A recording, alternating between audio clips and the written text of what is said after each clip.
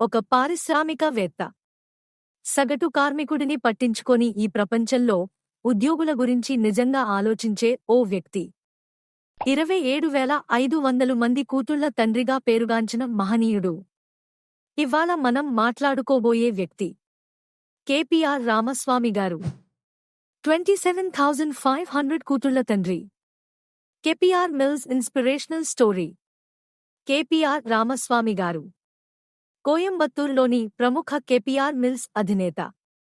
ఒక గొప్ప వ్యాపారవేత్త మాత్రమే కాదు, ఓ తండ్రి, ఓ మార్గదర్శి, ఓ మార్పు సాధకుడు. ఒకరోజు ఫ్యాక్టరీలో పనిచేస్తున్న ఓ యువతి అతనికి అడిగిన ప్రశ్న: అప్పా, నాకు చదవాలని ఉంది. మా తల్లిదండ్రులు నన్ను పేదరికం వల్ల స్కూల్ నుంచి తీసేశారు. కానీ నాకు చదువు కొనసాగించాలి. ఆ ఒక్క మాట ఆయనను మార్చేసింది. కేవలం జీతం ఇచ్చి బాధ్యత పూర్తయిందనుకోలేదు. భవిష్యత్తుని ఇచ్చేందుకు ముందుకు వచ్చారు. ఫ్యాక్టరీలోనే ఓ విద్యా వ్యవస్థను ఏర్పాటు చేశారు.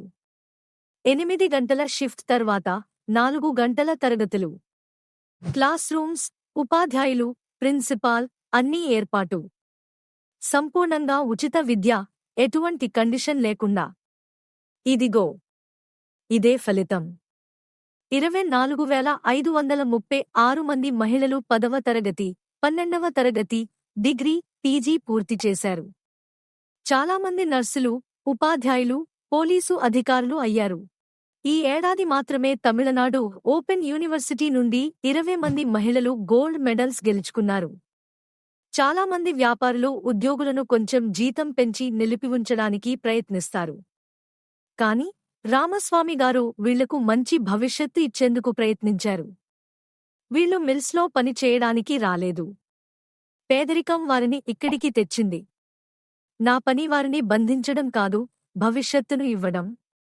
వీళ్లు వెళ్ళిపోతారు, మంచి ఉద్యోగాలు సంపాదిస్తారు. తర్వాత తమ గ్రామాల నుంచి మరిన్ని అమ్మాయిలను చదువుకోమని పంపిస్తారు. ఇది ఒక గొప్ప పరివర్తన. అసలు నాయకత్వం అంటే ఇదే. ఇటీవలి జరిగిన కాన్వొకేషన్ వేడుకలో 350 మంది మహిళలు డిగ్రీ పట్టాలు అందుకున్నారు. అయితే కేపీఆర్ రామస్వామి గారు అనుకున్న మాట ఏంటో తెలుసా? నాకు కొత్త బిజినెస్ కంటే వీళ్లకు ఉద్యోగాలు కావాలి. మీకు వీలైతే వీళ్లను ఉద్యోగంలోకి తీసుకోండి. మరిన్ని అమ్మాయిలకు చదువుకునే ఆశ కలుగుతుంది. ఒక కోటీశ్వరుడు తన బిజినెస్ కోసం కాదు, తన కార్మికుల భవిష్యత్తు కోసం, ఉద్యోగాల కోసం అడుగుతున్నాడు. ఈ కథ కేవలం కేపీఆర్ మిల్స్ గురించి కాదు. ఇది నాయకత్వం, కార్పొరేట్ ఎథిక్స్ మరియు దేశ నిర్మాణానికి సంబంధించినది.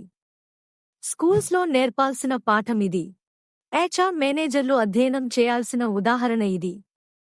ప్రపంచం తెలుసుకోవాల్సిన కథ ఇది. మీకు ఈ కథ స్ఫూర్తి కలిగిందా? కామెంట్ చేయండి.